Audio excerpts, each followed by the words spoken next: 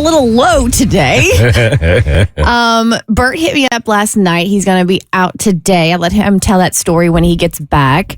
And then as we were about to go on the air, I'm like, hey, has anybody heard from Abby? And producer Katie's like, we'll send a text out. And then I looked at my phone, and literally just a couple of seconds ago, Abby sent the text. And it's the feeling we all dread. Oh, no.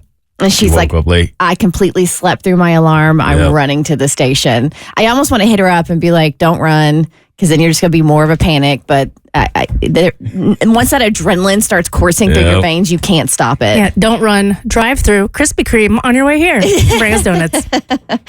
All right. So, Mo, what was a highlight, low light of your weekend? Let's see. Highlight. Well, I would say the highlight is the fact that I've been building a studio and I'm finally finished. That was the highlight.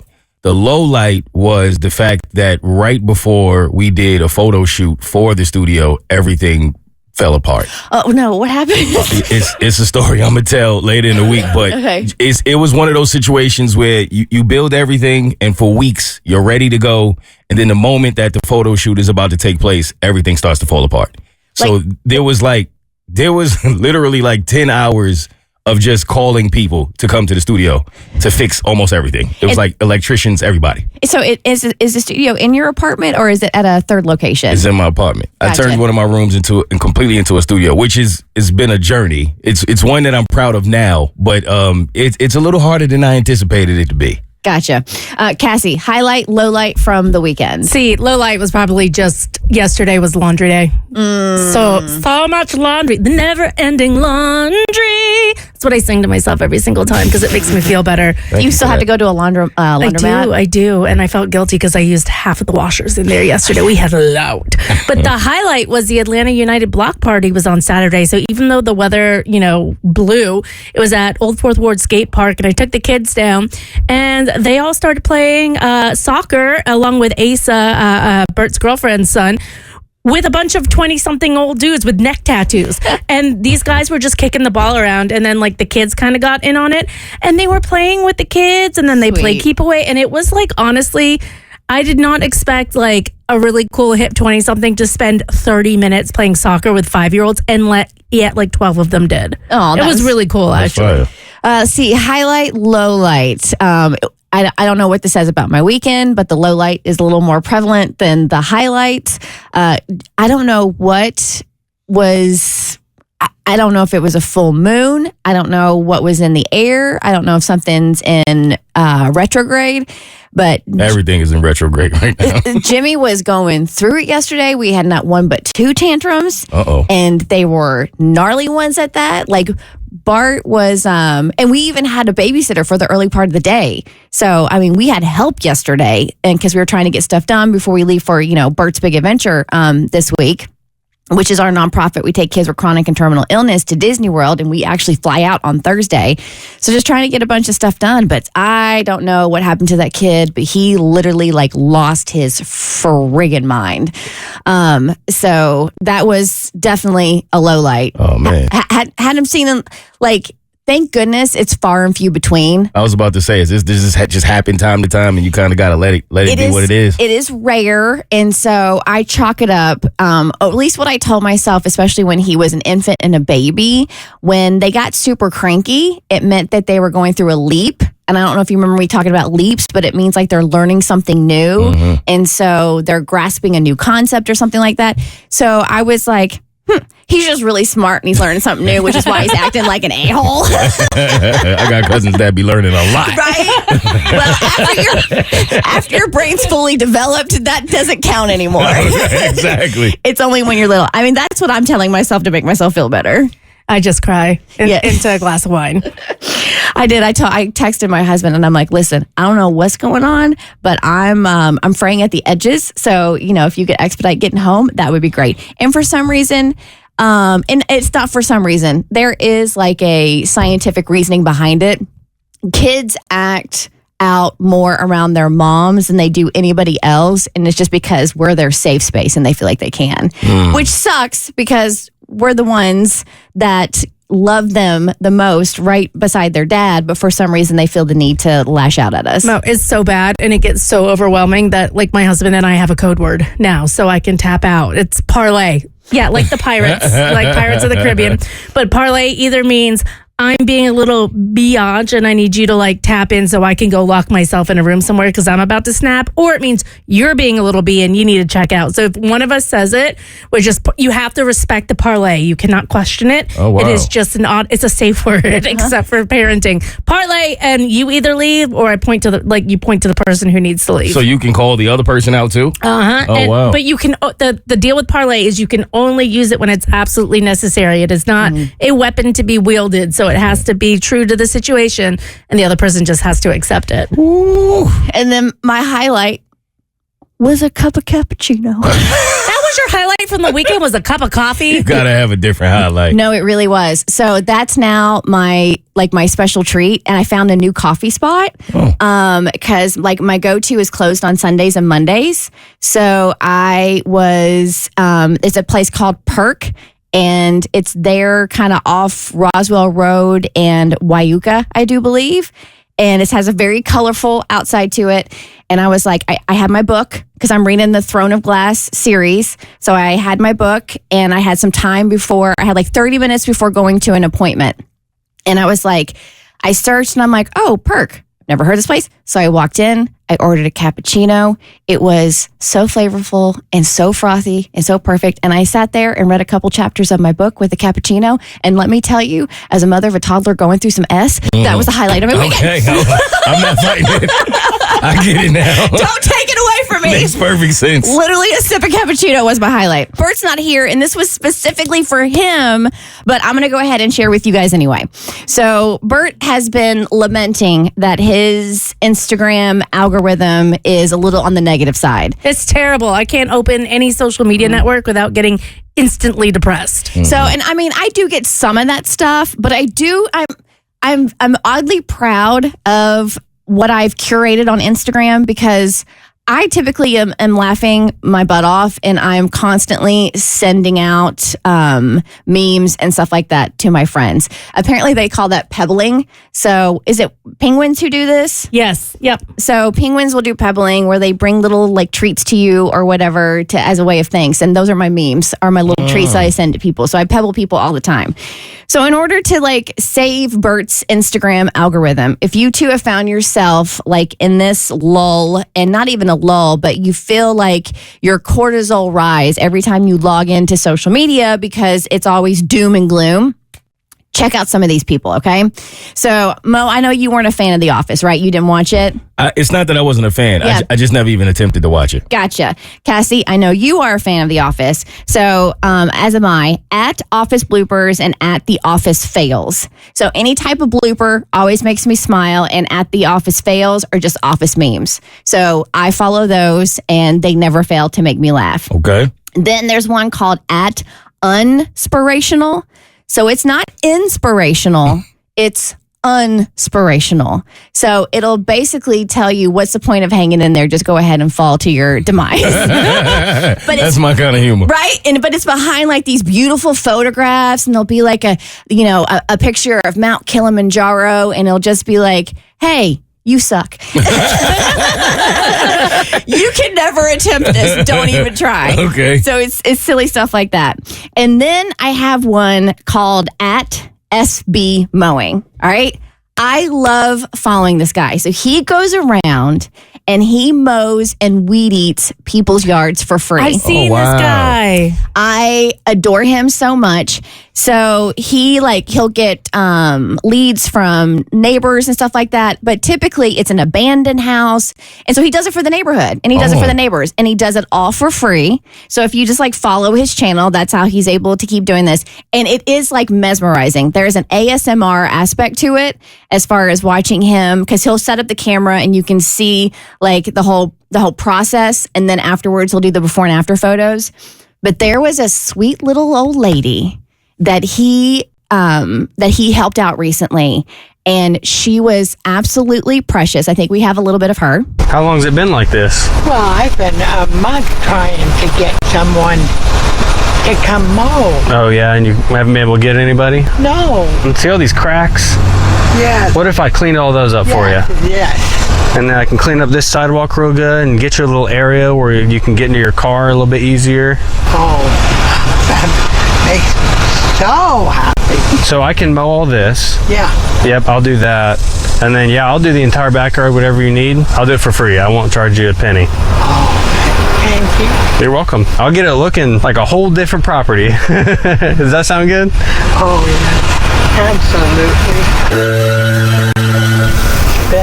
Oh, that's awesome. Yeah. So there was something about her that just warmed people's hearts, right? And because she was there living by herself and she was trying to call the city, because she said she was going to get fined. She's trying to call the city to get people out there and couldn't do it. There was something about this sweet little old lady that just captured people's hearts. This particular video of his went viral. So he started a GoFundMe because he wanted to put like some, new stairs, ramps, stuff like that to make it more accessible. Guess how much money the SB Mowing fam raised for this sweet little old lady? How much?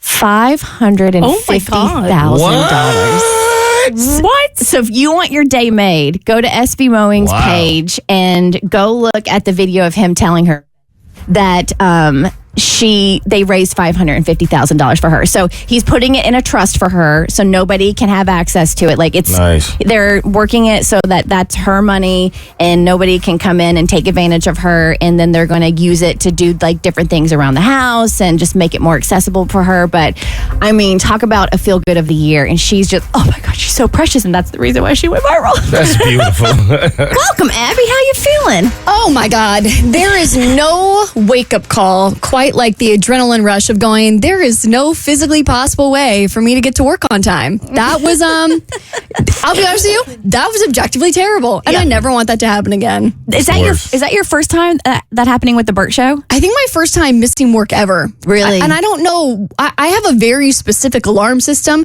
My first is that I have a cat. And normally she starts making biscuits on me around 4 a.m. So normally I'm already kind of getting out of REM sleep, but I locked them out. So now I have only 2 alarms. I have my hatch alarm, which is my sunrise alarm, which typically like gets me up to the tune of like some tweeting birds. And then I have my phone alarm, which is like the annoying one that says, okay, you actually need to get up.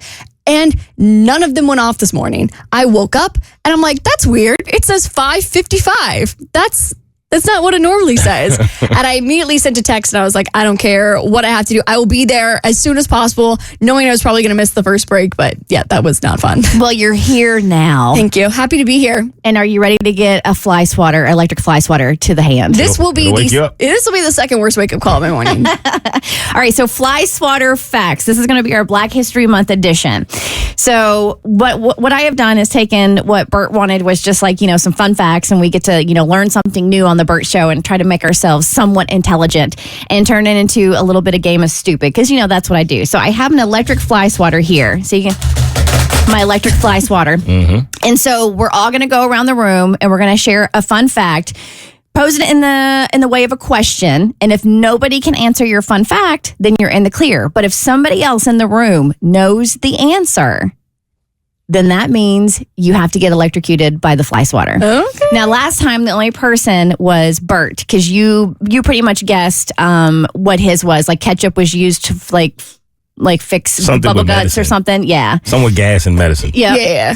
All right, so this time I'm changing the rules a little bit, but I have a new rule. This needs to be something that was already in the crevasses of your mind. Okay. So it could where is it? Crevasses. Okay, thank you. In the crevasses. Back in them crevices, way far back there. So this has to be something you already knew. I felt like it was too easy for us to just Google or chat GPT a random fact, and it made it a little more difficult. So this is something that you are proud that you know that you don't think anybody else knows. Okay. All right? All right. So for Black History Month, I think it would be rude if I didn't let Mo go first. Actually. Well, thank you. You're welcome. Okay, in 1966, who invented the very first home security system? Oh, in 1966. Like, that's going to help me repeating the year that it happened. The first time around, I didn't feel so bad when I didn't know them. Now I feel really bad. Yeah. Imagine how I'm going to feel. It invented the first home security system? Yeah, I have no idea. I don't know, so I'm just gonna say Denzel Washington. You was better off saying I don't know. Yeah. All right, so I'm safe. No more guesses. Cassie, do you have any idea? Nope. No idea. Okay, perfect. Her name is Mary Van Britton Brown, I love it. and I believe it was a peephole, a camera, and something else. That's all I remember in my crevices. But yeah, she was the first one to do it. Okay, pop off, Queen. All right. Thank you for making me feel safe at night. Right. Okay. So, Abby, what is Okay. yours? Do you know which Hollywood starlet called up a famous celeb club specifically and said, "I will sit front row every single night if you let Ella Fitzgerald perform"? Ooh. Marilyn Monroe. Oh no! I'm like, yeah, you got it, girl. Look at you knowing your history. Yeah, time to get shocked. Have I not suffered enough? If we need to wake you up. So I've actually seen that on Instagram several times. It's come through my feed, and not even just during Black History Month. But I love that they forged this beautiful friendship. And Yes. I think, but I'll let you take it. Yeah. It was a fun episode of Drunk History. Yeah. Basically, this club was really popular for celebrities, and they wouldn't let her perform because, racism. So Marilyn was like, well, I love her music. I'm like a big fan. I think she's so incredible. So she's like, I will sit front row. Every time you book her, I will sit there. And Ella Fitzgerald has been quoted saying, like, I really owe a big debt to her because she helped me get my foot in the door of these places that helped her become who she would later, the big star that she'd become. All right. Never knew that. All right. So Shocking information. you just stick your finger out. I'm scared. Yep. It's on? Nope. Nope. Wow. Did you guys buy this fly swatter from Temu? What is this? Is it on? Yes. It's on. charged? Okay, you do it. Try to lick it. Oh my God, I'm scared. What is happening? She is permanently, she has a finger just on it now. God is real. Yo, what is going Did you like my on? full hand? Yes. Full hand. The fly swatter's alarm didn't go off this morning, okay? It's not awake yet. Others. Hey! There we go. That wasn't that bad. All right. Ooh. I was like, How was it? The buildup was worse. I'm like, oh my God. all right. So here is my Black History Month fact for you guys. Who was the only woman to speak at the March on Washington? Oh, wait. The only woman to. Is this the one that MLK obviously spoke at? Yeah. I just looked this up. I think this is about my. I think this is my ye old gossip this week. Oh, is she it? she was a spy. Oh. My grandmother's gonna be so disappointed in me. Who was the only woman to speak at the March on Washington? Remember? I feel like I can get this half right. She was a French spy. No. I literally just looked this up for ye old gossip. I can't remember. Okay. It was my Black History book report that we posted on the Bert Show's Instagram page. Miss Daisy Bates. Yeah, I wouldn't have got that. That's not who I was looking at. Wait, now I feel like I need to look at my history sources because I feel like I just read that about somebody else. So yeah, we're doing Black History Month book reports on the Bert Show's Instagram at the Bert Show. And I chose to do Daisy Bates because of what she did for the Little Rock Nine in helping to integrate schools there, right? Mm-hmm. And she was a force to be reckoned with. She was a massive icon of the civil rights movement. And one of those little tidbits of facts that I learned about her, because I knew about the Little Rock Nine, but as I dug deeper about her, it turns out she was the only woman to speak at the March on Washington. Fascinating. Very cool. Now I know. All Thank you for right. that. We survived. I barely survived. My fingers still are very sensitive right now. Mo, we found your superpower, man. What we got? Well, you got a couple of them, but we found a new one. And that's getting people to care about sports who don't care about sports. Yes. So make us care. All right, I'm doing my best. It's not as easy as you think, but I do think I've been doing a good job. And this week, I think you should care about sports because of how it often brings so much joy to the lives of families who are doing good things in the world. And in this case, it was A.J. Brown, who is one of the wide receivers for the Philadelphia Eagles, who has had an amazing season and also helped them win in that Super Bowl. He has made my Hot Guy fantasy football team numerous years in a row. And it's deservingly so because of this heroic thing he just did. So we remember a couple of weeks ago when that medical plane crashed in the neighborhood in Philadelphia. Oh, dude, that was intense. It was rough, man. Second aviation disaster in the country in a 2-day span, killed 7 people and injured 24. It was horrible. And one of the people on that flight was a kid who is 10 years old, and his name is Andre Howard.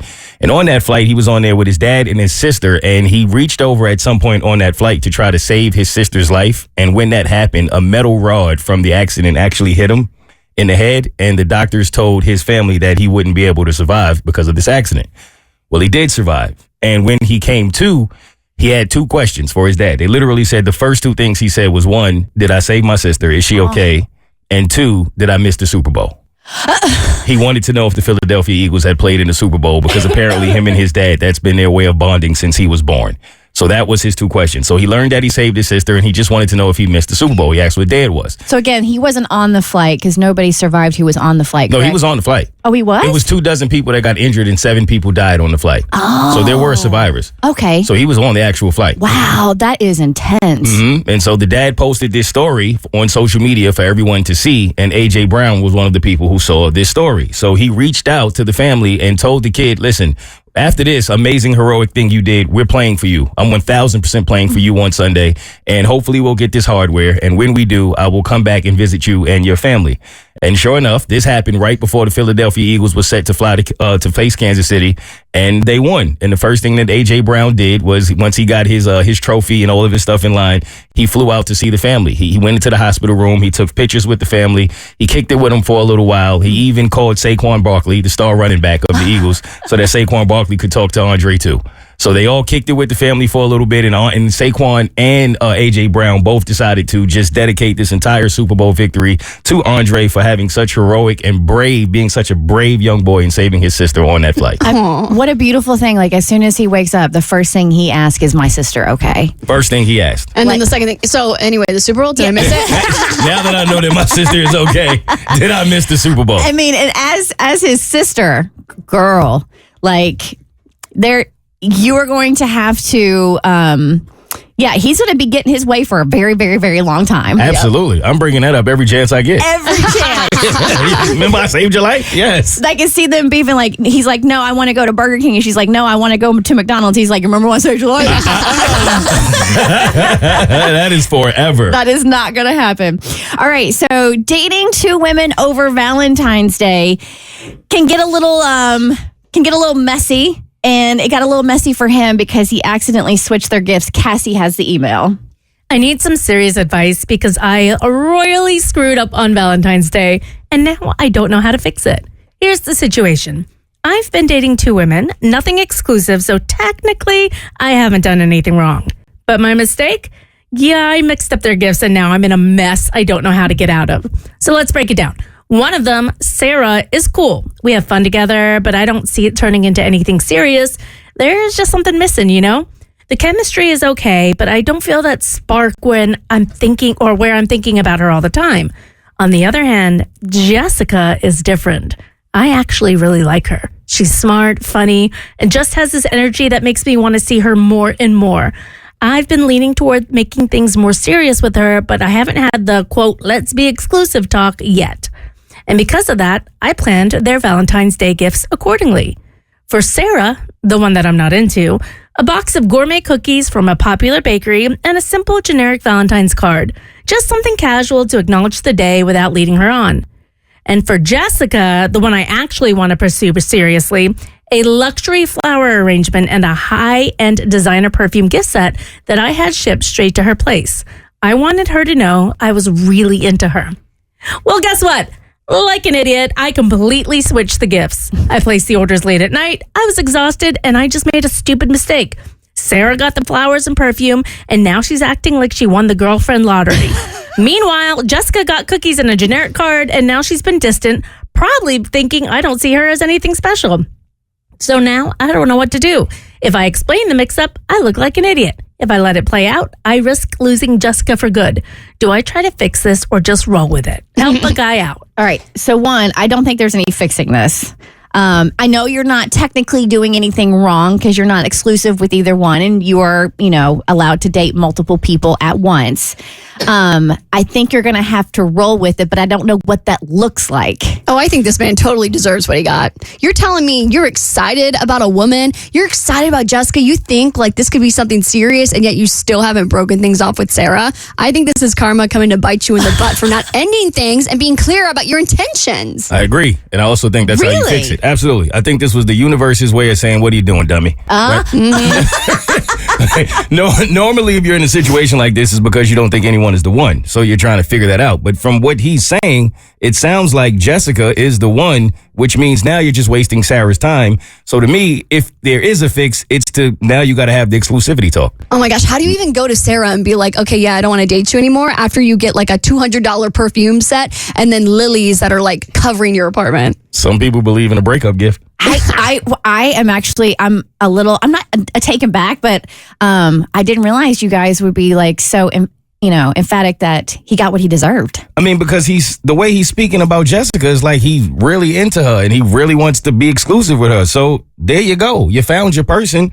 Make it work. Make it happen. If he makes it exclusive with Jessica and then brings her a gift saying, this is my way of saying that I want you to be in my life for seriously, I think that's your fix. Now, if I'm Jessica, I'm not mad about the cookies because I love a sweet treat. So if you're sending me cookies, you know me, but I do think that she probably feels like maybe you're doing exactly what you're doing and can feel the fact that your energy is in two different places. So if you want to fix it, start by dumping Sarah's butt. Like, she got to go. We got to get rid of Sarah. All right, so we're dumping Sarah.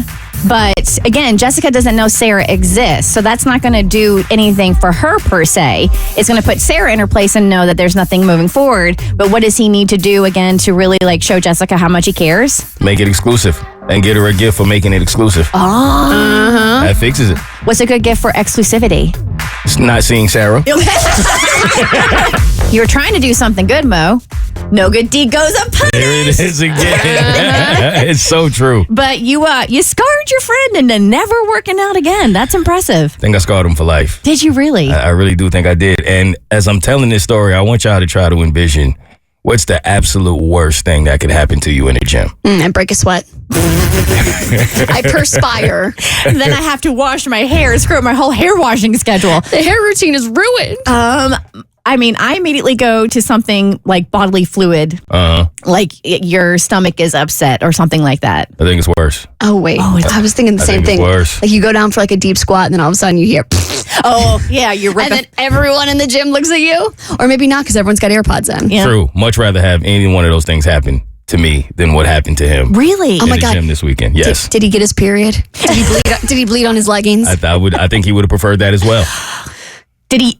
Did he like? Oh, wait. Because whenever I see these like gym fails, you want to make sure the person's okay, but at the same time, you can't help but laugh. That's exactly what happened. I don't want to ruin this for you. Oh, that's exactly what happened. Did it involve a treadmill? Yes, it did.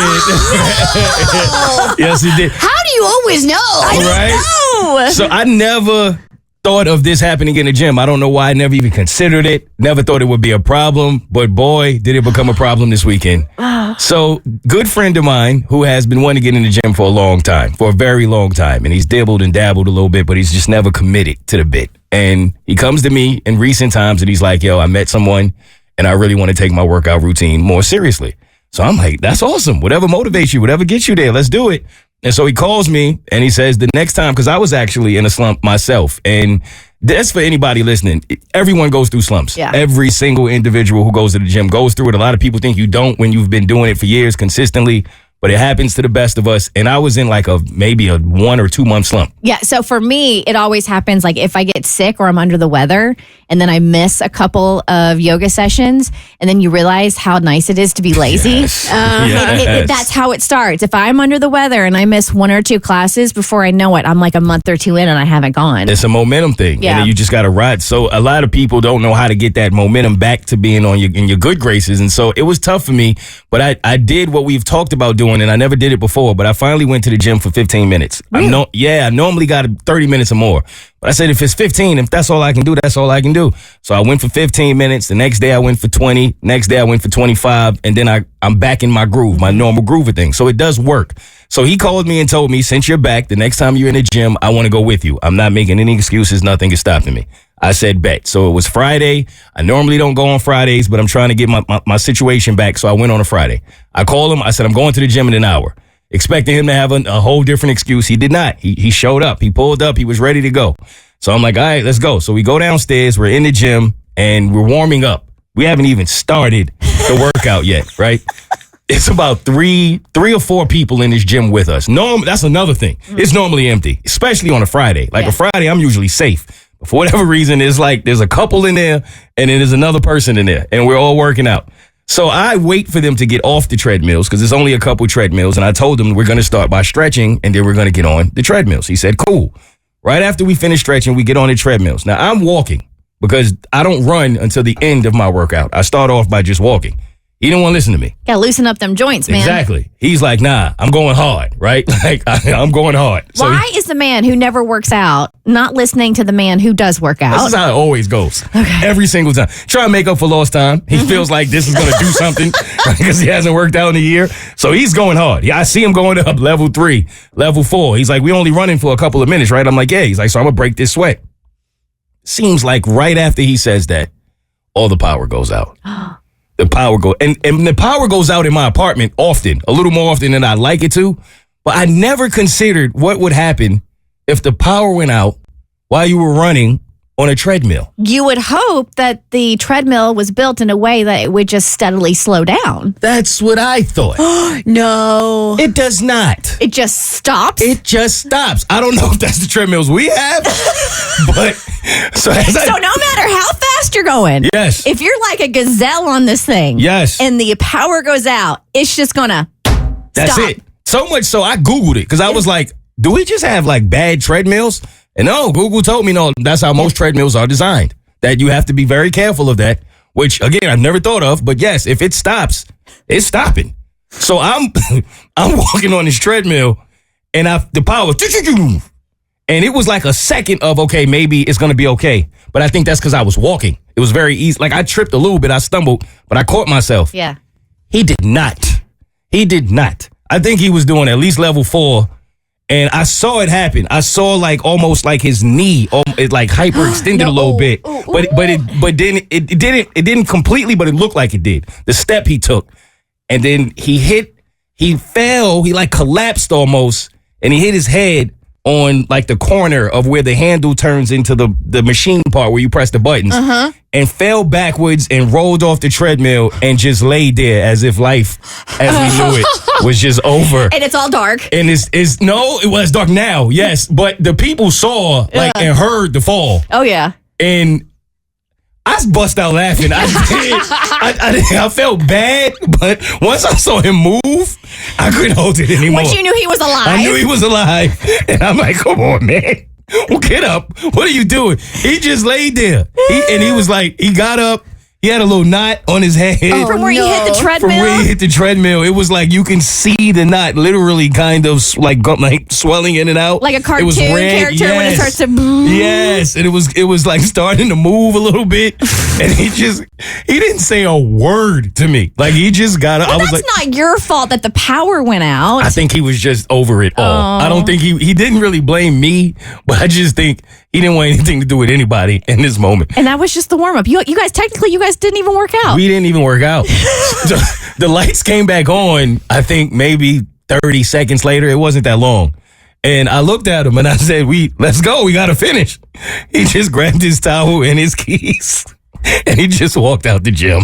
I think $100 should make you feel better about the crappy Valentine's Day gift you got, right? Why not? I think so. Yeah. All right, 1-855-BERT Show, 855-237-8746. You'd prefer, you would have preferred to have gotten nothing compared to what you did get for Valentine's Day.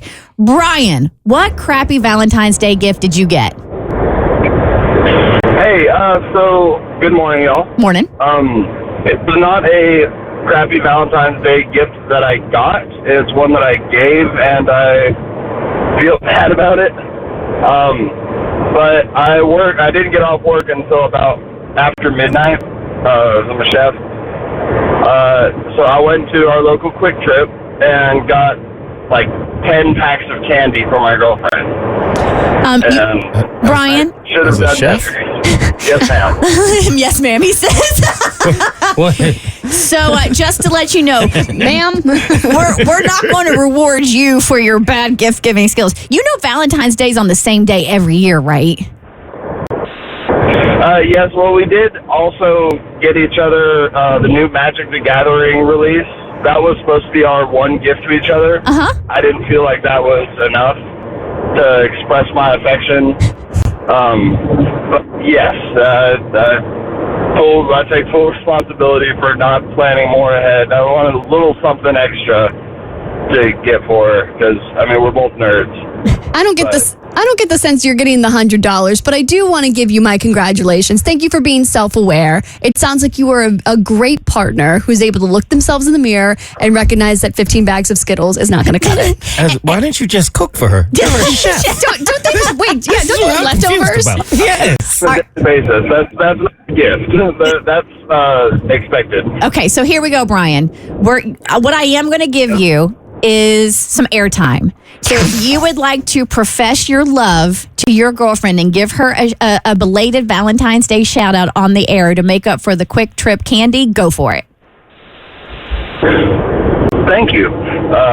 Yes, Melinda, you are the love of my life, and I will cook for you every day until we die. And you mean everything to me, and our family is the best. And I'm so insanely happy with our lives together. Every day except for Valentine's Day, apparently. That takes off the table. Cooking for me till I die works for me. That works. All right, thank you, Brian. All right, next we got Linda. Linda, welcome to the Bert Show. What horrible gift did you get for Valentine's Day? Good morning. Good morning. Silverware. Silverware? Did you ask for silverware? No, I did not. But he thought that it was a good idea because my forks always disappear. And I'm like, that is a thing. It is. But that's just something like a random act of kindness kind of thing, I think. Like, hey, buy me some forks one day or whatever. Exactly. And it wasn't even like a good thing of silverware. It was a cheap $10 pack from like dollar store, and it was only $4. And it was only $4. He couldn't throw a spoon in there. Please tell me you also no knives. Please tell me you also got a divorce for Valentine's Day. No. That was the appropriate answer. All right, Roger. What terrible gift did you get for Valentine's Day? Well, I'm a man, so we don't expect much. Whoa. In fact, don't give us anything, but I got a box of paper clips from my wife of 8 years. No, you didn't. No, you did not. Was there any? What was the significance? I have no idea. I have absolutely no idea. She did write on there in red Sharpie, Happy Valentine's Day. So I don't know if this was symbolic of our divorce papers getting clips later or what, but I still have no idea. Are you in the doghouse for something? Is she mad? No, she seems good. So it's an interesting one. All right, Roger, hang tight, because again, whoever got the worst gift, I'm going to give $100 to. I think a box of paper clips. Okay, you just hang tight. We're going to put you on hold. All right, Katie, let's go down to line 5. Kim, welcome to the Bert Show. What horrible gift did you get for Valentine's Day? I got a coupon from McDonald's. No. Not even the actual, you just got a coupon. Just a coupon. Was it a good coupon? How much you get? It was the Valentines you can give to your kids? It was those. Well, happy meal. Yes, it was a coupon. I can't believe that. I legit cannot believe that. I'm just curious, Kim. Did he hand this to you with a straight face? Like, was he proud of himself when he handed this to you? He was pretty proud, yes. That's wild. Oh, my All right, God. let's put Kim on hold. Let's put Kim on hold here. All right. Bonnie, welcome to the Bert Show. You would have rather have received nothing than what your significant other gave you for Valentine's Day. What was it? Yes, my husband of 34 years gave me flu A. Huh? She got the flu. No. The flu? He gave her the flu for Valentine's Day. Oh, damn. I get the sense that was unintentional, though. It was. We had an incredibly nice day because he's sick too, so we just sat on the couch and held hands and looked awful. That's kind of romantic, though. Thanks, right? You guys are like sharing mucus, snots come out of both your faces. Couple days off. We had Kleenex boxes to spare. Yeah. Mm-hmm. Okay. Yeah. I don't feel bad for you anymore. You got a happy relationship. All right, so it is a democracy here on the Bert Show. So the Bert Show listener who's going to get $100, is it Kim with the coupon from McDonald's? Is it Roger with a box of paper clips? Or is it Bonnie with the flu? Who do we want to give the $100 to? Wait, what about the forks? Do we miss the forks? Oh, I threw silverware. I mean, silverware is actually still a gift. I mean, if you want to keep silverware in there, but I figured like between McDonald's paper clips and flu, the silverware wasn't going to win. I remember the last time I went to McDonald's. I do not remember the last time I used a paperclip. I'm going with my man Roger. You go with paper clips. Yeah. Roger honestly sounds like our former intern Mikey from the future. So I kind of feel like we got to throw him a bone with these paper clips because, I'm going paper clips. That's a wild gift. That's crazy. Okay. All right. Can we put Roger back on? Roger, congratulations. Your poor gift of paper clips just earned you $100, sir. All right, best gift ever. Is that not Mikey? It's Mikey from the future. All right, Mikey from the future, congrats on your win. All right, Roger, hang on the line. We'll get your information and we'll get you your $100, okay? We all got the email from Tommy over the weekend, and all it said was, how did Tommy and Renee, his wife, end up in the back of a police car on Valentine's night? And if you looked at the timestamp of the email, it was sent like after midnight. So, of course, when you send an email like that...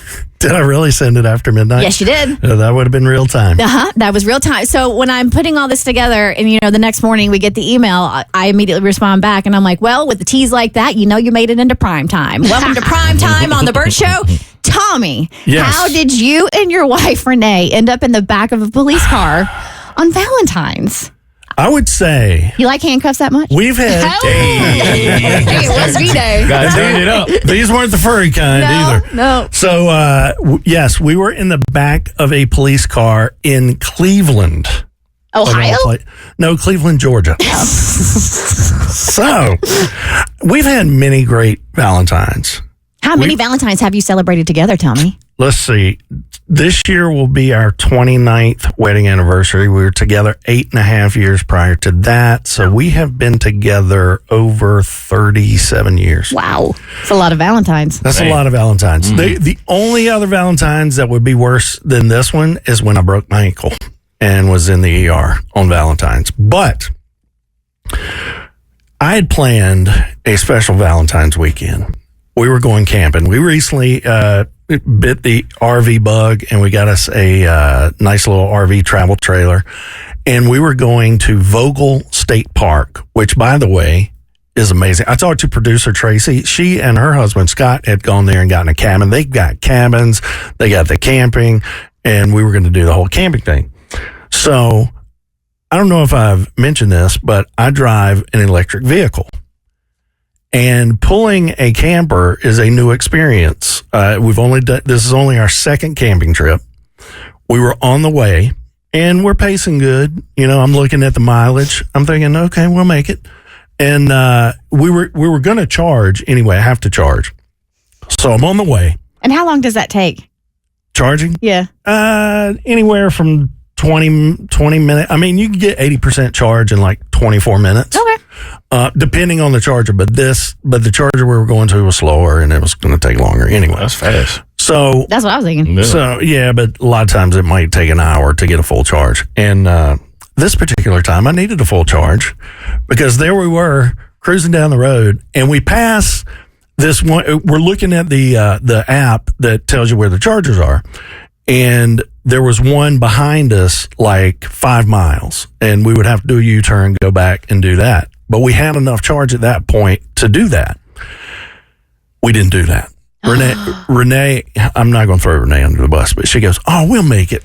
No, you just threw her under the RV. Well, that bus on top of her by now. My thinking on this is always, Renee works for God. She's got an in. We're going to make it. That's always my go-to. Fair. So, evidently, God has a sense of humor. The best. Because the one we were going to, we were literally 0.85 miles away. We're cruising, and you get a turtle picture on my particular car. I have a Kia EV9. You get a turtle when you hit 0, and it gives you a little bit extra. Like, if I'm not towing, I could get probably another 20 miles. But I'm towing like a $4,000 to $5,000 or 4,000 to 5,000 pound trailer, and we see a stoplight, and I'm like, crap. So we stop at the stoplight because we were rolling pretty good. And when I went to go, it would not go. No. You mean you ran out of juice? Yes. So we're sitting there with an RV attached to the back. Yes. And I'm like, what the heck am I going to do? I mean, it's bad enough when it happens without an RV. Yeah. I'm like, how am I going to get towed? What's going to happen? So we're sitting there. I turn it off. What time of day is it? Is it dark outside? Yes. It's like 8:00 at night. Okay. This is 8:00. So we're sitting there and I'm like, okay, I'm panicking. And Renee sees the panic because I'm trying to plug up to like our RV to see if that would work. And if we could get juice off the RV, if there's any juice. And it worked for like half a second. And then it didn't work. So you're in the middle of the road. Yes. And cars are going. And let me say this. The people were really, really nice in Cleveland, Georgia. Nobody honked. Nobody yelled. As a matter of fact, one young guy rolled down his window. Renee was on his side and asked if we needed any help. And at that point, it was charging and we thought we were going to be okay. And so people were going around us. And then it didn't work. So I jumped back in the car. I was like, please, baby Jesus, please let this car start and go into drive. And it did. And I said, Renee, jump in, let's go. And so I hit the gas and we start moving again. Mm-hmm. And we're moving at a good clip. We're moving like 45 miles an hour. We're going the speed limit where we are. And then I see it. This massive hill. Mind you, we're going into the mountains. And I see this massive hill and I was like, there ain't no way we're getting up this hill. But I had to try. No. I think I can. You are like the little engine that could. I think, the engine couldn't on Friday night on Valentine's. I got 3/4 of the way up the hill and it stopped. No. It ran out of juice. And we're just sitting there on a 2-lane country, like a country kind of road. And again, cars start coming around us. I called AAA, was on the phone with them for a while. I called Kia support or roadside service, and they were going to help, but it was going to take 30 to 90 minutes. So or 60 to 90 minutes. So I decided, hey, I better call the cops. I don't want, if somebody's drinking on Valentine's, I sure don't want them slamming in the back of me. And so the cops show up, and let me tell you, the cops in Cleveland, Georgia, are so nice. I got to give a shout out to Officer Keith Rayner of the Cleveland Police Department. Shout out, Keith. And Deputy Tatiana Whitaker of the White County Sheriff's Department. Okay. They got behind us, turned on the lights, and he said, you can't sit here for 90 minutes. We got to get you moved. You're going to have to call a tow truck. And they have like 3 different tow services, and they were familiar with them. So I start calling. We get a tow service. And let me also give a shout out to Justin with Cochran's Towing in Claremont, Georgia. Those aren't cheap either. Yeah, I thought I was just seeing like $500 minimum. It was only $165. Oh, I say only because I was expecting much more. I know that's a lot.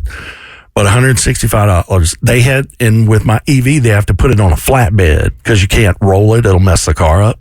So you have to put the car on the flatbed. Then I took my hitch off, put it on the back of their tow truck, and they towed the trailer, and we went 0.85 miles for $165. I literally roll off the back of this thing in my car and roll right to the charging station, and we charge up. And then we eat McDonald's in the car, crying. And but the way we got there was in the back of a police car. There you go. Me, Renee, and our dog Coco in the back of a police car. And I asked Officer Rainer, I was like, "Can I take a picture in here?" So I got to give Cassie the picture. The look on Coco's face. Coco looked scared. Coco looked so surprised and Did you ask him to turn the lights on and do the siren for you? Oh, why did I do that? I don't know. I did not. But we made it through. But it was, man, it was valid. We got to the campsite literally at 1:30 in the morning. Oof. So while you were sitting in your car watching your car charge and eating your Mickey D's, that's probably when you hit us with the email. Yes. Yes. And so we're charged. We get there. We set up. We didn't go to bed until 5:30 in the morning.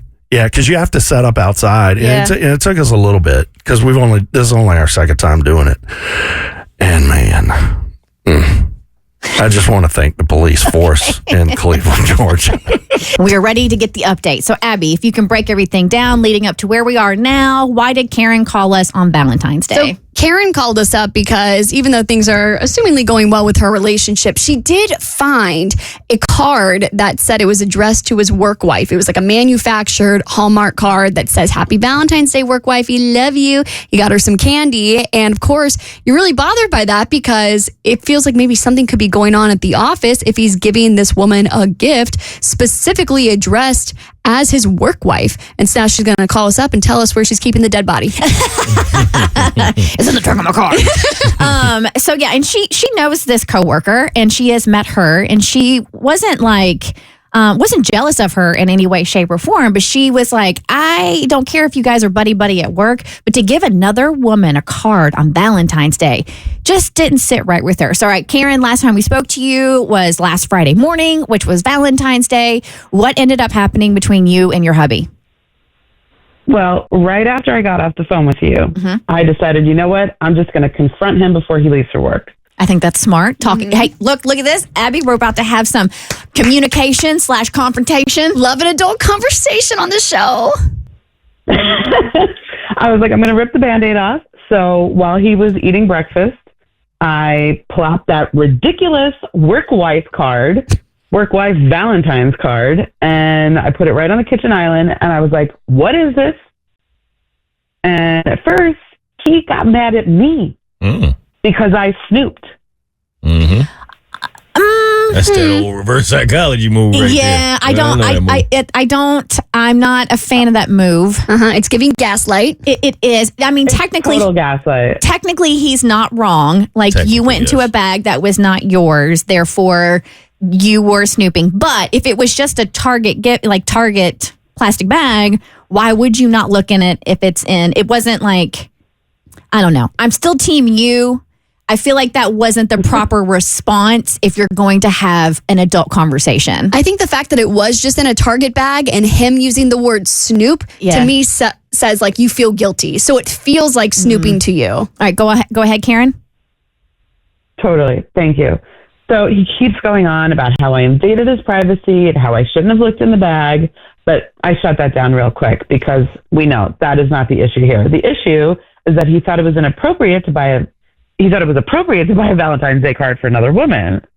So I told him flat out, Valentine's Day is for me, his wife, not his work wife, his coworker. And he argued, oh, it's just a joke. It's not a big deal.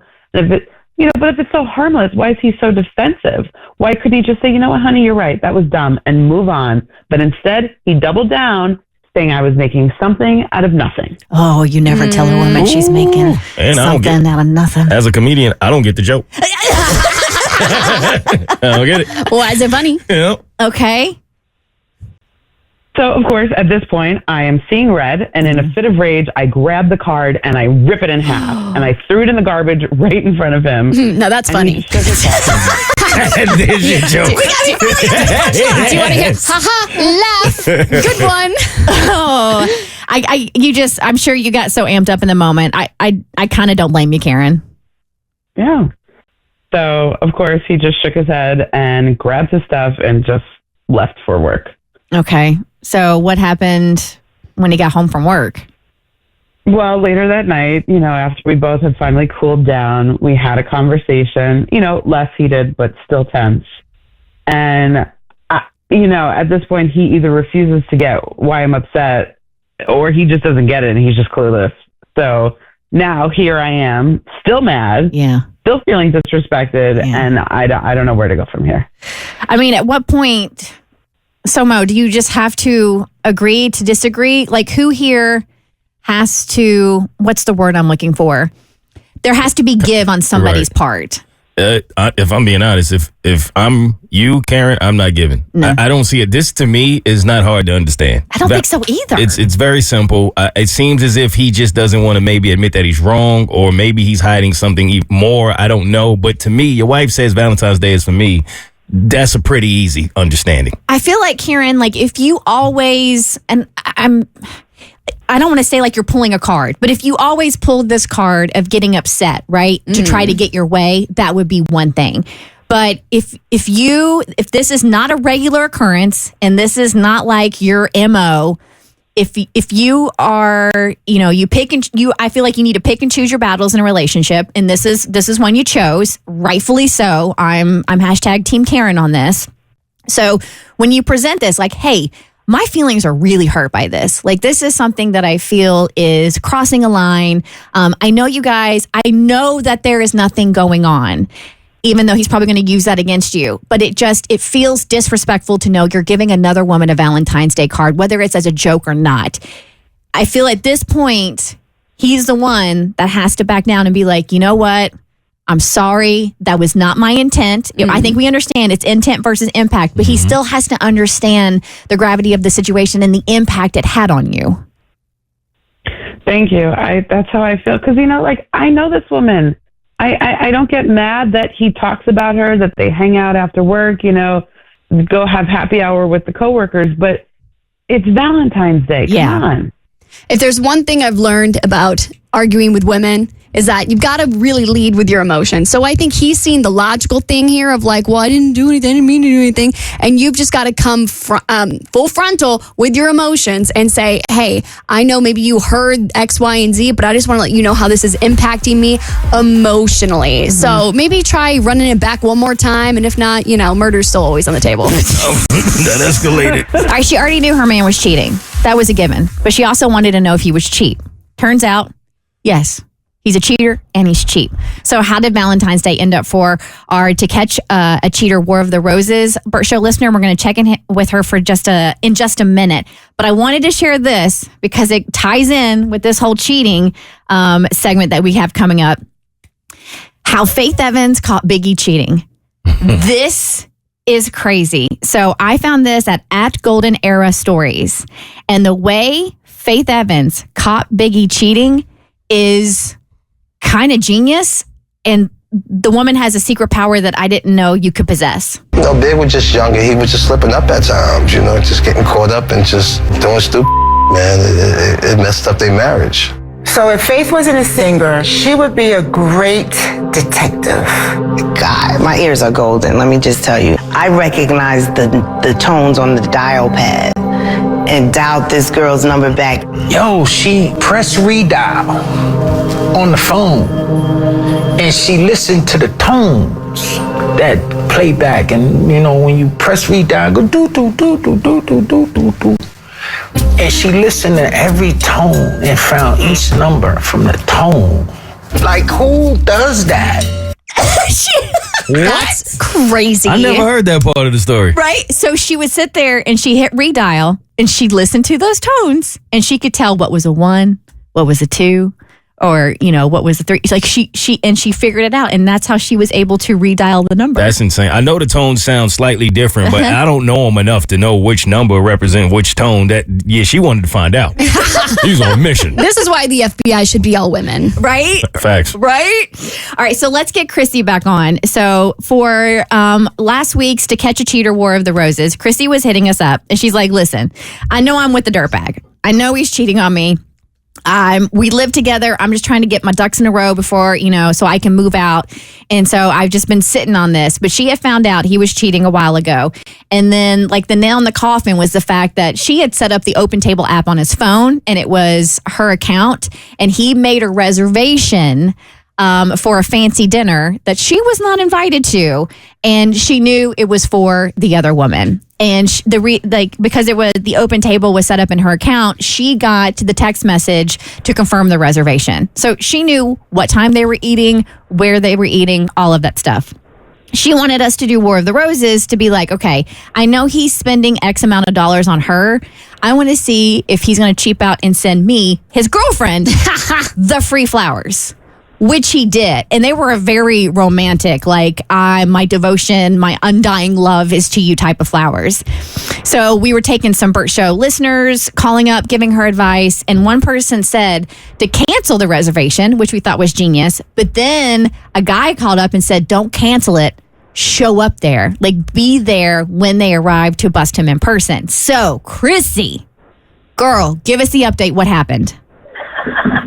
Okay, I got to tell you, I was so tempting to do the big scene, have the dramatic moment, show up looking incredible, throw some wine in someone's face or something. But then, I decided I should sit with that before I decide, before it's a yes or no on that plan. And then, honestly, it was just a few hours before the reservation that I came to my senses, and I was like, I'm going to be so emotional. I'm going to look all kinds of crazy. And everyone in the restaurant, I'm going to be the crazy woman who's coming in and throwing glasses of wine, right? And they're just going to see this couple sitting down to a nice dinner. So I was like, no, I feel like that's going to be a bad look on me, right?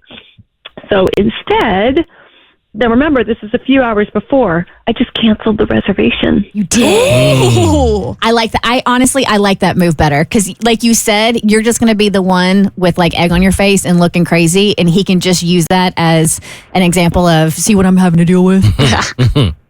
Yeah, exactly. But I decided that wasn't enough. Oh. Okay. Don't stop there. Because I knew he had that plan, and I doubt that restaurant would have another table. I'm sure they had a wait list because it was day. But just to add extra satisfaction, I had my brother come over. He works in construction, and he changed the locks on my condo.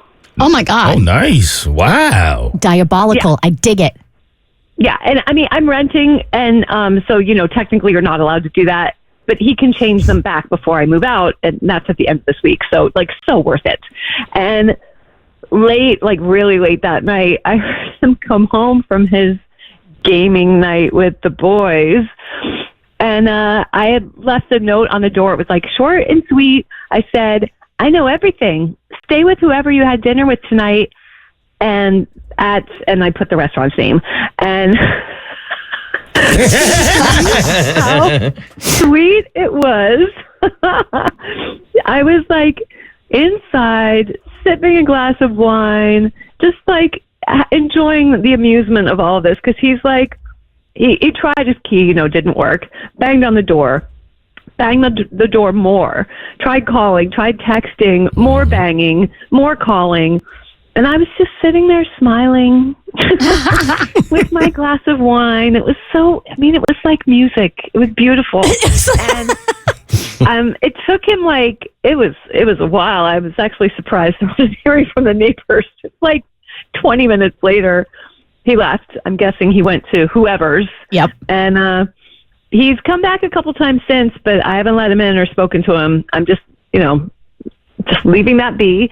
And, I'm pretty much set to move out. There are just a few last things to get ready for my big exit at the end of the week, have the locks rechanged back. And then I can't wait to be done with this. But be free. That was like a nice moment. It was a nice moment with the glass of wine, I gotta say. Kudos. Yeah.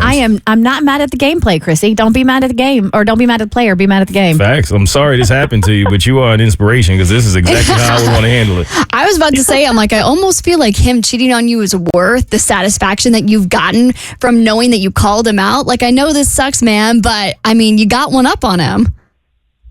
It's true, and I made him look like an idiot in front of this whoever she is. Wait, do you, like the canceled reservation? Like, can't even imagine. do you have like Ring camera footage of this that we can see? Am I allowed to share that? I don't know. Is that okay? That's up to you, Chrissy.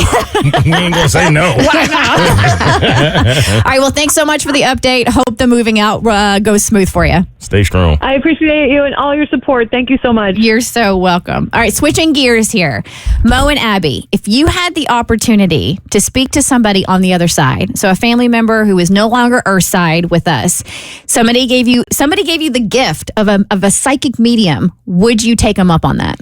Would you want to communicate with somebody on the other side? I don't know how true this is, but somebody told me a long time ago that when you do this, the spirits have to travel very far in order to communicate with you, and it's actually exhausting for them. And that always kind of turned me off from trying it. I don't know if that's true or not, but that's what I was told from someone who was a medium. So because of that, they'll get over it. Yeah, I would still do it. Yeah, I want to know. Do they give them Holy Spirit sky miles? I think they have to. Right? To see you. Yeah, like you have time to rest. You'll be all right. I would do it. Oh, yeah. I went through a Long Island medium phase where for some reason, like when I graduated college, I just had like this existential crisis that like I'm an adult now and just panicked about everything. And I was like, and what happens when we die? And blah, blah, blah. And so I would just like binge episodes of TLC's Long Island Medium, trying to try and get some kind of confirmation that there's life after all this. So the fact that like I might be able to talk to somebody on the other side, I'm taking that, and I would pay just about anything to do it. Well, that opportunity has been presented to one of us. So producer Amber has been gifted a psychic reading, but does she take it? So, yes,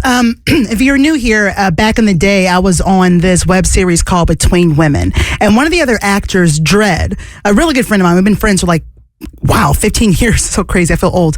Anyways, Dredd is dating someone who is a psychic, and she had been meaning to get to me. I think she said like around Christmas, because she knew that Christmas was hard because my mother passed, around the holidays a couple of years ago. And she's right. So she decided, hey, I want to gift you a psychic reading from my girl. And I'm like, what? Because it's never a gift I've ever thought I'd That is a very unique gift. It is. And she's actually, according to Dredd, she's really good because, of course, I think they live together. So she's constantly getting readings and sharing them with Dredd. So there are times where things that she has seen and she shared it with her girl and they happen. And so I know there are so many things you can do with a psychic reading. I do know that I don't know if she can do this because I think every psychic or medium has different, I guess, talents. Yeah, I don't know if she can talk to someone who's passed. If she can, I definitely want to give that a shot because I love my mom, obviously, and my mom knew that I was really into the paranormal. So there is a good chance that she would travel however far it is, Mo, to come say hey to her baby girl. I'm sure she would. Absolutely. But I guess my question would be obviously, yes, I could talk to the dead, quote unquote. But what other questions should I ask? Should I ask about my love life? Because that's trash. Financial, that's trash too. You shouldn't ask questions you already know the answer to. That's a waste. That's why I feel like for a psychic and a medium are slightly different because a psychic is looking into your future. A medium is communicating with with people from beyond.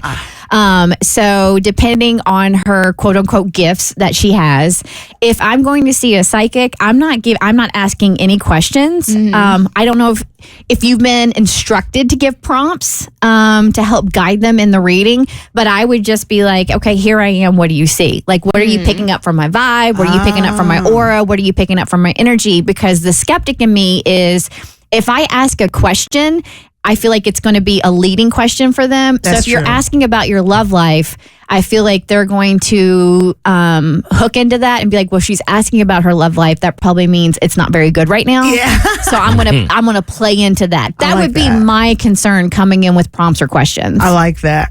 I mean, when it comes to that actually makes a lot of sense when you put it that way, because that is kind of giving them a prompt. And I've never had a session with a psychic at all, let alone her. So I have no idea what to expect. Have either of you guys ever had a psychic reading before? I had one, but I kind of stopped it early because I realized, for me at least, I didn't really want to be told about my future because I felt like whatever I was told, I was going to start to believe it and it would happen. Yeah. And I just more so wanted to play out naturally. So I tried it, but I got up out of there pretty fast. I've done tarot card readings twice. Once on the show and then once at like a girls event I did for the One Less Lonely Girls Squad. And I can't say that they were super accurate, but I do think it is kind of interesting to take whatever they give you and use it as a prompt to like be introspective of like, okay, did I like what she said? And if I do, how would I get there on my own? So I've done tarot cards. I've done the hypnotic, the past life regression, which was under hypnosis. I've also chatted with a medium. She was a nun. You know, our friend David from Bert's Big Adventure, and he's big into the afterlife, was writing a book, and he had one of these sessions that he had signed up for, but he ended up giving it to me because it was shortly after my dad passed away. So I talked to her, and I don't remember getting anything like a lot out of it. But then when I had to go on my journey of healing, my spiritual journey of healing, and it was right after my dad had passed away. So you and I have traversed this similar journey. And this was out in Arizona, and I did like this Reiki experience with a spiritual advisor, and he's also like a psychic medium, whatever. And I will never forget, he asked me about limes. So it was so bizarre, and I'm like, the fruit or the disease? And he couldn't really pinpoint it, but he brought up Lyme, whether it be Lyme disease or something like that. And I'm like, I don't know, no, that's not ringing. And I dismissed it.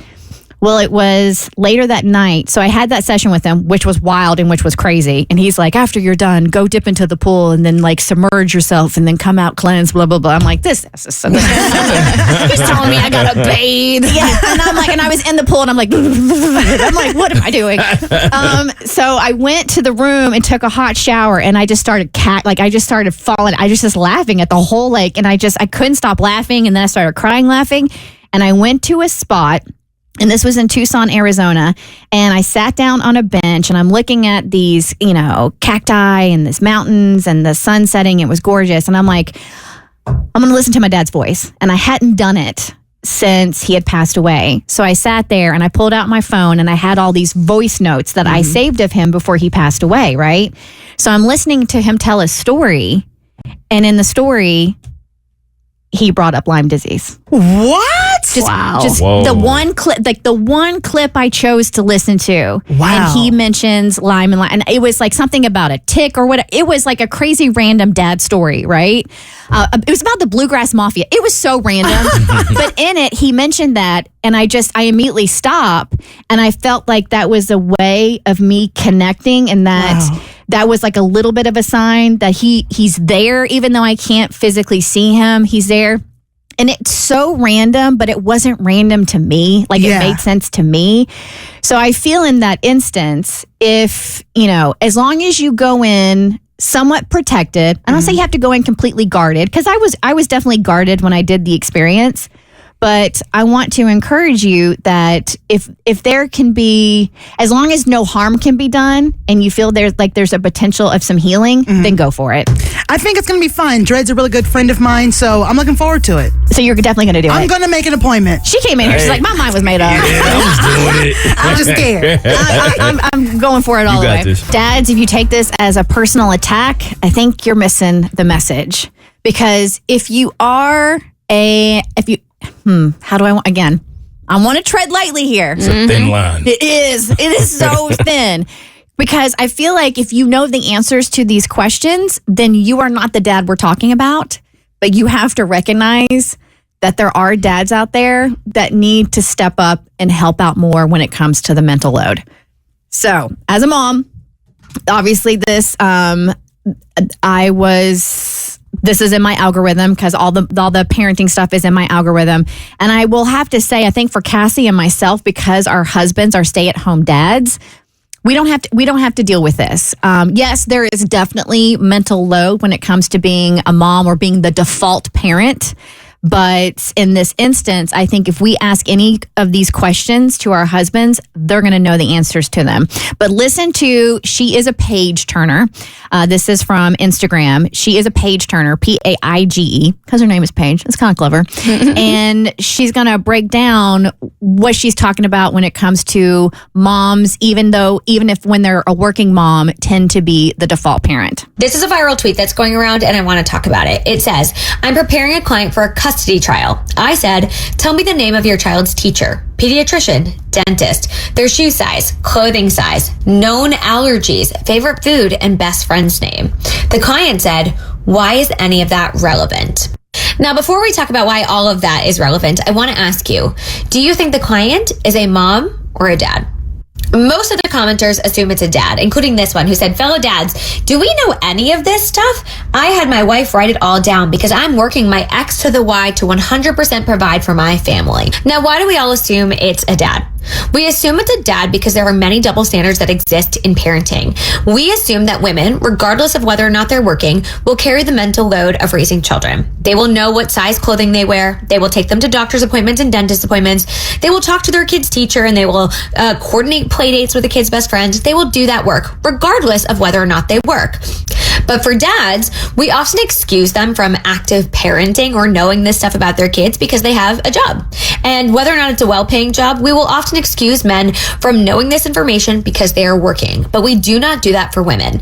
There is a double standard when it comes to parenting where we expect moms to do everything and be everything for everyone, regardless of whether or not they earn an income. And we do not expect the same thing from men. And the funny thing is, if you're a mom and you don't know these things, you're a bad mom. But if you're a dad and you don't know these things, you're just a dad. I mean, if as a dad you can't answer those questions, that got to be eye-opening for you. Right? I feel like you can't really deny that one. I feel like this should be a good exercise. And it's not to put your significant other on the spot, but they should know the answers to those questions. It takes effort because I remember walking home the other day and my husband is the stay-at-home parent and I know the answer to all of these and so does he. But I remember like not having schoolwork straight. He's like, this is due tomorrow. She's got this today. And I'm like, what's going on? You know, and I remember thinking, I'm like, okay, but this is probably how maybe a working dad might feel with a stay-at-home mom. And it was a sign to me I needed to step up a little bit and like get more entrenched into the schoolwork. But then I also thought, well, maybe there's a conversation there where maybe Chad handles that as part of his quote unquote stay-at-home job. And then I handle my workload. And so I think if you're feeling overwhelmed at work, this isn't also to say you need to memorize a fact sheet about your child. It's just you need to be involved with your partner and you guys need to be on the same page about who does what. But you need to take an interest in your kid's life. You should know the name of their pediatrician. You should know what clothing size they wear. There are basics that are obviously what you need to know as a parent. Yeah, and like especially knowing things about like their friends and who they're hanging out with. And it's just, you know, my husband does know all this stuff, but, you know, I am the one that schedules the play dates. I am the one that buys all the birthday gifts for all of the birthday parties he goes to.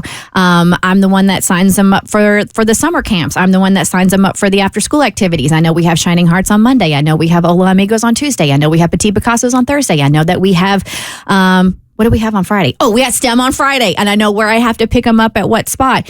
And it's I'm little. struggling with myself. I'm not gonna lie, I was flexing a little bit there, even though I wavered at the end. But you know, it's little things like that. So I feel if you're listening to this and you're not taking it personal, and you're like, if you didn't know the answer, if you're a man and you have children and you didn't know the answer to most of those questions, I would implore you to go home and to ask your significant other those questions so you know the answers to them so you can be a more active participant in your kid's life. And I mean, let me tell you, if you go home and you're like, hey, honey, I realized that I need to step up my game when it comes to the mental load around here. Ooh.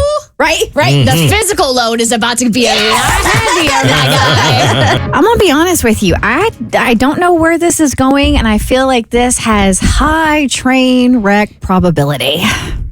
Our producer, Messy Mikey, has a curious Caucasian question just in time for Black History Month. This segment should be called Mikey Tries to Get Us Canceled Again. So, Mikey, what I'm going to do is I'm going to turn the floor over to you. And as a white woman, I'm going to sit here and shut up so our members of the Bert Show who are Black can answer your question. Okay. All it is a question. This shouldn't end the world, but It depends. But it sounds like it could be not true. There could be someone messing with me. There's no way for me to approach this in any way to soften the blow. I'm just gonna have to come right out and say it. Do Black people cut their hair and put it into Walmart bags and then sew it back into their head? And now I can expand on that if you'd like. Please. Please do. Okay. I have no idea what you're talking about. I thought this could be bad. It's worse than I expected. What? So I was at this event and I was talking with this guy and he had that hair where it's like, I don't know what it's called. Is it dreads? It may be dreads, but it's black hair and then at the end it turns like orange for a little bit. So it sounds like locks that have highlights. Okay, possibly. That's what it sounds like. That's what it sounds like, yeah. So another guy was talking to him and he said, hey, your hair got a lot longer. This guy's a white guy. He said, your hair's growing really fast. And he said, oh no, it's not growing fast. And he said, okay, did you get extensions? He said, no, this is my hair. Then he said he puts it in a Walmart bag and sews it back in. I think that's what he said. Okay, that's making more sense. So there are some people who do cut their locks and they do save them because you do have the option to reuse your locks. You can sew them back in. And some people do it to where, for instance, a buddy of mine, his dad passed away and his dad had locks. So he cut off a piece of his dad's lock and then he sewed it into his own hair so he can kind of have his dad with him all the time. So there are things that does happen. As far as I know, it's for locks. I don't know about other hair. So the same way you go to the store and buy human hair, there are people who would do that with their own There's some hair. people who actually do shave off their lock because sometimes they want to go through like a new hair journey. I have a lot of friends who cut their locks off because they feel like there's just bad energy to the hair because they had a bad year or whatever, and they will cut it off. And then if they want to go back to it, they still have it. You can sew back in your locks. I mean, I do have a bag of hair underneath my sink in my bathroom, but it's not mine. That makes it better. How did you procure? It's my right extensions, and I turned them into clip-ins. Is it in a Walmart bag? We got questions. Specifically a Walmart bag. It changes everything if it's Target. Yeah, I know, right? It's actually it's not in a plastic bag. It's more of like a I'm being oddly specific. It's from the salon that I go to, and it's one of their like cardboard bags, and it's just they're tucked literally right underneath the sink. So you have the Walmart bag hair too.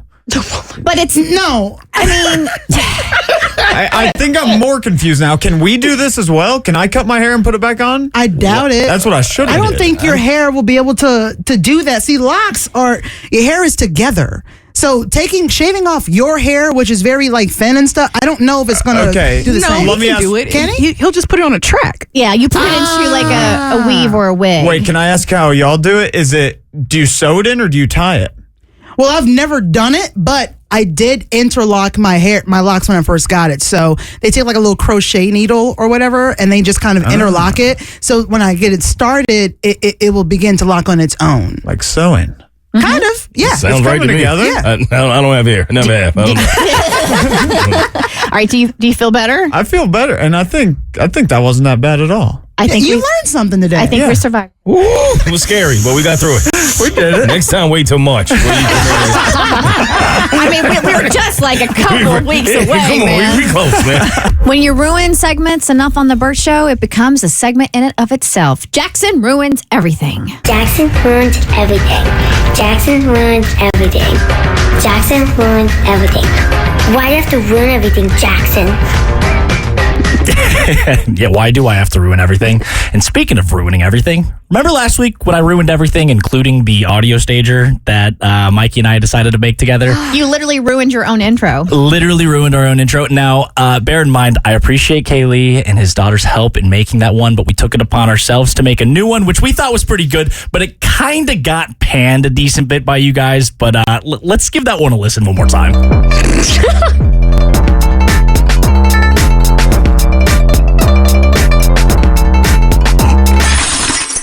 Jackson ruins everything. You know what it sounds like? It sounds like a couple of dude bros got drunk on a Saturday night and opened up their overmodulated mic on their Dude Bro podcast network and then just recorded something. I plead the fifth. Okay. So I understand. Now, listening back to that, I get it. We might have missed the mark a little bit. Well, yeah, because there is a rule in radio. Like, you got to get to the goods quick. That opening's, it's a little lengthy. So I think we learned from that. Okay. And we actually went back into the lab. Oh, okay? you did you? Why? We went back into the lab for a little bit of redemption, and we decided to put together a new one. This time, I really think that we're hitting the mark. I think the intro's not too long, and I'm very excited to hear y'all's reactions to what we put together. I like that you said into the lab, like you're working on a cure for cancer. Hey, just wait till you hear this, okay? Yeah. Jackson ruins everything. Yeah. He ruined my hat, he ruined my clothes, he ruined my shoes, he ruined my spirit to live, yeah. Oh yeah. All right. Come on now. Dare I say it, that might be worse. Thoughts? Comments? Questions? Stay out the lab, bro. don't go back in there. I want to know from that intro, how much of it was you and how much of it was Mikey that put that together? Well, see, Mikey's kind of the audio engineer and the talent behind it, and I more have the vision. Okay, so he's in the lab and he's cooking up the beats and he's pitching ideas, and I'm sitting there and I'm listening to it back and I'm approving things, I'm denying things here and there. It's a very complicated work in progress. Are you going for adult film? Because that's what it's giving. That's the energy that it's giving. Yeah. Jackson ruins everything. Yeah. He ruined my hat, he ruined my clothes, he ruined my shoes, he ruined my spirit to live, yeah. Oh yeah. Y'all really heard that and thought it was good. Seriously, I thought this is it. Y'all together remind me of Pinky and the Brain, where they're always trying to formulate a grand plan, but it always fails. I think that it sounds better on Mikey's iPhone 4, and hearing it in the cans and live like this, it does have a little bit of a punchier sort of adult film base than I expected. Hold on. So we heard your feedback. I need a better stager. So we too had our audio guy go into the lab and create you this. Jackson ruins everything. Jackson ruins everything. Jackson ruins everything. Jackson ruins everything. Jackson ruins everything. Why do you have to ruin everything, Jackson? Wait, I kind of love it. Did he create it on an iPhone 4? Because that's what you need for a nationally syndicated radio show and podcast. Yeah, Jackson, GarageBand should sue you for defamation. My favorite part of this whole segment, which we haven't even gotten to yet, because we're still talking about the intro, is watching Mo's stank face for all of them. This is rough. Every single one of them is rough. All right, Jackson, ruin the IRS, please. Okay, all right. Let's get into what I actually came here to do, all right? Everyone here hates taxes, right? No one likes filing them. No. It's complicated. It's terrible. It makes no sense. It makes no sense. April 15th looms every single year. You know you're supposed to be on top of it, but it's just this terrible, terrible chore that always is constantly on the back of your mind, right? And you've got W-2s and 1099s and 4260s and all these just ridiculous things, not to mention the hundreds and thousands of line items on everything. It's incredibly complicated, right? And normally you kind of just have to bite the bullet. You set some time aside and you sit there and you grind it out, right? Is that kind of how everyone here does their taxes normally? I don't touch our taxes. Well, lucky you.